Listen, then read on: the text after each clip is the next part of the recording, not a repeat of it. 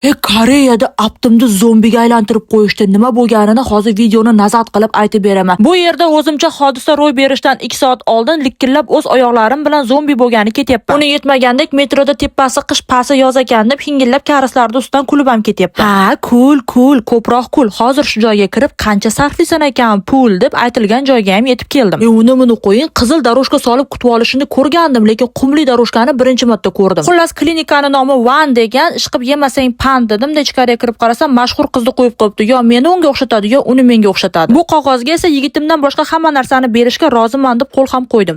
Bir payt kallangizni tiqing shu apparatga desa bo'ladimi? Bu nima qiladi desam, kelajak apparati ekan. Yuzingizga necha yoshda tirish tushishini aniqini ko'rsatib berar ekan. Apparating aytmasa ham bilaman. Hali 90 ga kirsam kelinimdan yosh ko'rinaman degandim. 2 yildan keyingi yuzim ahvolini ko'rsatganda enamni ko'rganday bo'ldim. Videoni bu joyini bolalar ko'rmasin, yana soqoli o'sar ekan deb o'ylamasin. Xullas ana o'sha mashhur babushkani zolushka qiladigan vitaminli kapelisidan ham oldim. 18 yoshimda sevishib yuragimda chandiq qoldirmaganman, qo'lim qichib ugrilarni siqib yuzimda chandiq qoldirganman. Hech qanaqa effekt yo'q. Agar shuncha og'riqdan keyin ham effekt yo'q bo'lsa, senlarni yo'q qilib yuboraman dedi. Voydod, yuzimda nima qilding? Ustingdan hozir yozaman degandim. 2 hafta kuting, keyin bemalol yozing degandi. 2 haftadan keyingi rezultatni qaranglar. Yuzim shunaqa yaltirayapti. Agar ko'zinglarni olayotgan bo'lsa, ochkilarni taqvolinglar. Sog' bo'lasizlar.